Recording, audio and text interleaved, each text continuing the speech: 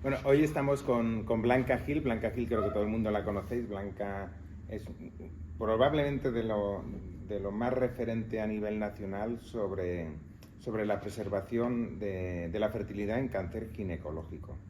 Blanca, ¿de verdad tanto es el problema? Pues es Tan un real, problema, no sé. sí, es un problema muy real y que además la gente no tiene mucha información, ¿no? Los ginecólogos, oncólogos no tienen mucha información porque históricamente a estas pacientes que tienen un cáncer ginecológico se las ha aconsejado cirugías muy radicales y obviamente, como comprende el útero o los ovarios, pues se han quedado sin poder luego poder hacer sus deseos genésicos, e incluso en pacientes también que con embarazos se diagnostica un cáncer, pues también se les ha siempre históricamente dicho que tienen que acabar la gestación. Pero yo no creo que solo ginecólogos, oncólogos, yo creo que son todos los tumores de recto, tumores de mama, Sí. que hablaremos tranquilamente otro día de ellos, pero realmente es una situación muy demandante. Claro, además, como bien sabes, en nuestro país la edad media de primera gestación está subiendo, ¿no? Ahora mismo está más o menos como en unos 32 años, sí, y bueno, vemos cómo la gráfica sube. Claro, entramos en un momento en el que el diagnóstico ya de este tipo de tumores, los nuestros, ¿no? Sobre todo en estadios iniciales, que es donde nos vamos a plantear la preservación de la fertilidad, ya a partir de los 25, 30, sobre todo en cáncer de cérvix, por ejemplo, como luego veremos, pues ya son pacientes que presentan este tipo de tumores, con lo cual se cruzan un poco las gráficas y las pacientes tienen tumores cuando todavía no han completado su deseo genésico. Pero insisto que en los ginecológicos, que están las mamas, que están los demás tumores, que por supuesto... Lo que pasa es que en el nuestro como que llama más la atención, ¿no? Porque justo está en el aparato reproductor. Y fíjate, si vamos al cuello, realmente el cáncer de cuello es cáncer de cuello, y cuántas veces la consulta es la displasia cervical, la señora que ha tenido la paciente 1 y 2 conizaciones o 10 o llámalo como quieras, que sigue teniendo. ¿Qué puedes decirnos del cáncer o la patología del cuello pre y oncológica? Claro, aquí yo creo que en el cáncer de cuello, en cuanto a la preservación de la fertilidad, todos siempre, las grandes series siempre han tirado por la traquelectomía radical, y ahora estamos en un momento en el que estamos viendo también en la literatura cómo otras opciones menos radicales son posibles, igual que con la histerectomía radical, ¿no? Estamos viendo que también hay otras opciones menos radicales en cuanto a la preservación de la fertilidad también. Menos radicalidad implica mejores resultados en fertilidad. Y bueno, vemos que puede ser una opción quitar el cuello a estas pacientes, sobre todo con tumores hasta más de... O sea, perdón, hasta menos... ¿Qué grupos cogerías? ¿Qué pacientes? ¿Cuál es el ideal de una paciente con cáncer de cuello? Esto es un poco como los titulares, que además son las guías de la ESGO. Para tumores muy chiquititos podríamos hacer una traquelectomía simple o incluso un cono, que esto va a ser la gran revolución tanto en este grupo como en el siguiente que vamos a comentar, que son ya las pacientes con un 1A2 con ganglio negativo, por supuesto, son todos siempre estadios iniciales, pero con espacio linfovascular positivo, ¿no? Estos son los grandes grupos que están estudiando sobre esto. Esperemos que saquen dentro de poquito los datos y nos digan que a estas pacientes también o traquelectomía simple o cono, con lo cual es una opción muy poco radical que preserva muy bien la fertilidad. ¿Hasta cuándo podemos hacer esto? Datos de seguridad total hasta tumores de menos, o sea, hasta 2 centímetros. Tumores de más de 2 centímetros, según un poco las guías, hay que individualizar mucho a la paciente, pero en general ya empezamos a ver peores datos de supervivencia, más recaídas, y entonces aquí ya se nos hace difícil. Sabes que hay grupos también que están con todo el tema de la neoadyuvancia. Claro, pero bueno, esto está un poquito... Y de todos esos grupos, ¿cuáles hay que hacer? Pues eso, un estudio ganglionar, un ganglio centinela, que sería como en el cervix inicial. Las mismas indicaciones. Las mismas indicaciones, sí. Tiene además un perfil de seguridad muy bueno. El problema es que preservamos la fertilidad, porque seguro que vamos a preservar, pero van a necesitar reproducción asistida, porque están en una edad, es lo que has dicho, es que están en una edad que van a necesitar con problemas a lo mejor de transferencia por sangrados, porque realmente ¿cuál es el problema de esa anastomosis que hacemos del cuello con la vagina? Claro, en cuanto a cuando se hacemos traquelectomía y no cono, esa es la gran revolución, sí, ¿no? Poder hacer un cono y no una traquelectomía. Si hacemos traquelectomía, el problema van a ser sobre todo las estenosis. Entonces, esto, bueno, pues con canalización obviamente, el otro concepto importante, que es lo que remarcas, es que a estas pacientes, después de hacer este tipo de cirugías, hay que mandarlas, hay que trabajar en coordinación con las unidades de reproducción asistida, ¿no? Para ayudarlas porque estas pacientes tienen que tener un deseo genésico claro, o sea, es una cirugía que obviamente se tiene que ofrecer, o sea, pero la paciente tiene que también que demostrar que tiene ese deseo. Con fertilidad y con obstetricia, porque si se van a embarazar, el gran problema Claro, son los... Yo creo que el cáncer de cuello es la que más complica a todo el mundo de la especialidad, tanto los de reproducción como a los... Claro, y por eso tan importante ahora los estudios sobre la menor radicalidad, ¿no? La indicación de la menor radicalidad, que además comporta mejores resultados y ya no son esos embarazos con las traquelectomías radicales de tantísimo riesgo, a nivel de rotura prematura de membranas, a nivel de infección, a nivel de pérdida del embarazo. ¿Y qué nos podéis decir? Vamos, ¿qué sería la norma para la política del cerclaje, ¿no? Porque uno de los grandes problemas son los partos prematuros, sobre todo inmaduros, sí, y los abortos tardíos. El cerclaje es un tema bastante controvertido, porque es verdad que nosotros aquí en España, la mayoría de los grupos hacemos cerclaje a todas estas pacientes, lo tenemos como muy interiorizado. Sí. Sin embargo, no todos los grupos hacen cerclaje y tienen más o menos unas tasas parecidas.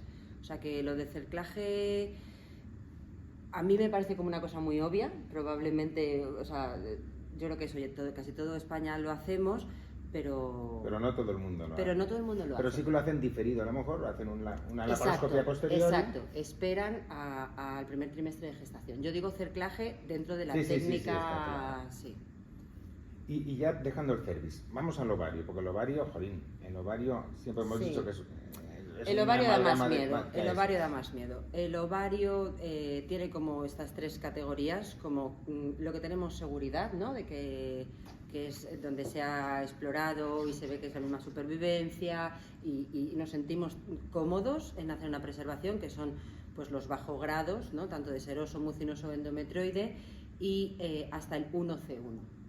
En el momento en el que ya avanzamos, tanto en el G3... Perdona. Sí. 1C1 habiéndolas estadificado, o sea, haciendo... Por supuesto, es importantísimo esto. Eso quiero que lo hay que en toda la preservación de la fertilidad del ovario... Hay que estar muy seguros de que... No significa que dejemos de estadificar, o sea, no significa que, como hecho es, o sea, ya he encontrado que tiene un cáncer y estaba solo en el ovario, se acabó. No se acabó. Tienes que estadificar. Hay un 20 o 30% de estas señoras que van a subir su estadio y por lo cual cambia completamente el estadiar y cambia completamente. Claro, cambia completamente. Estamos hablando ya de otro escenario.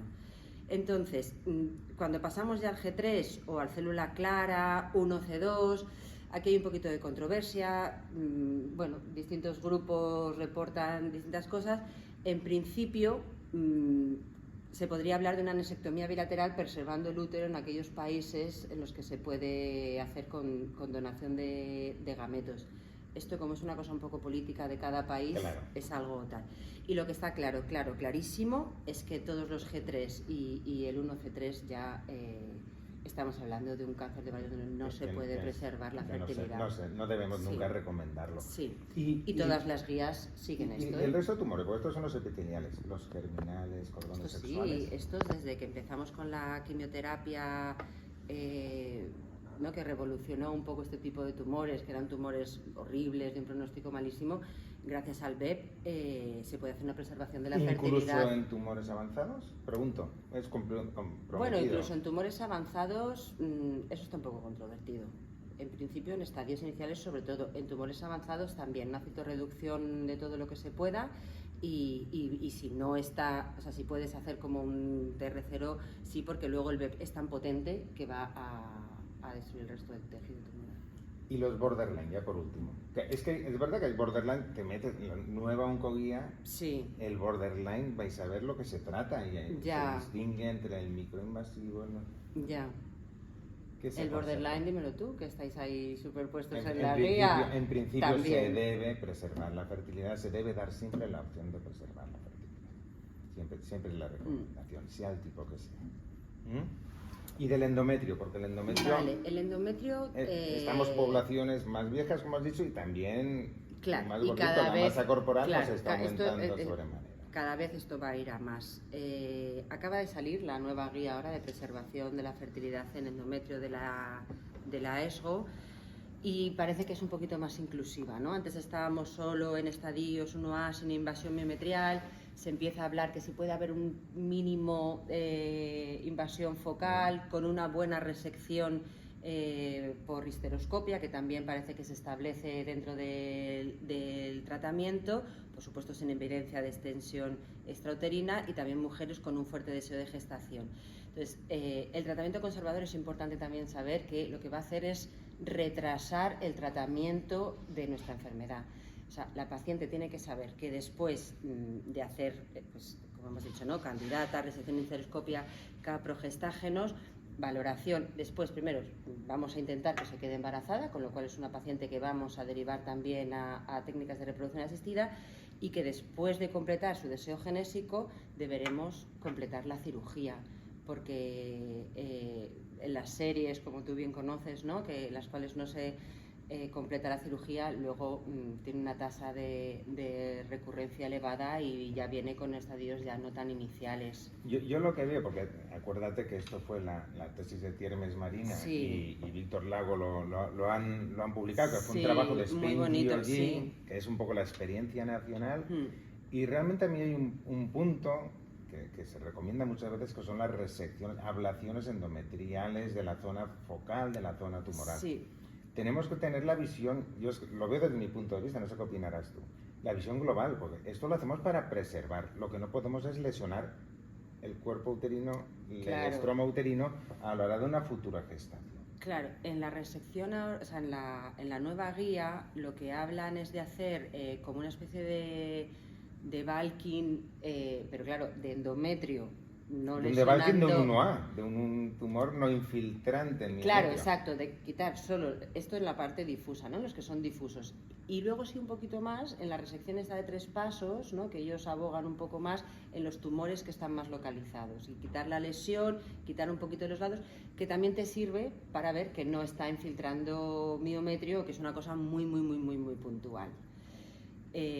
Pero sí, la resección histeroscópica cada vez está cobrando más. Sí, no y tiene evidencia. sentido, ¿no? Parece que quitas toda la célula tumoral, todo ese tejido endometrial con atipias, etcétera, etcétera, y ese es el momento de poner ahí un progestógeno, o sea, un dispositivo intrauterino con progestágenos que hace que eso no crezca más. Y el momento de gestar, pero fíjate, ya no te lo digo en el endometrio, en el cervix y en el ovario. Ya hemos hecho la preservación, hemos hecho todo lo que tenemos que hacer desde nuestro punto de vista oncológico, que sea seguro, que esté todo bien estadificado. ¿Cuándo se debe recomendar? ¿La misma recomendación para todos o tumor por tumor? En principio, más o menos, deberíamos esperar como unos 6 meses, un año, que es también donde cae el porcentaje de recaídas más elevado en caso de que las haya, y también un poco para que la paciente y todo el aparato genital interno se recupere, ¿no?, de la cirugía, etcétera, etcétera.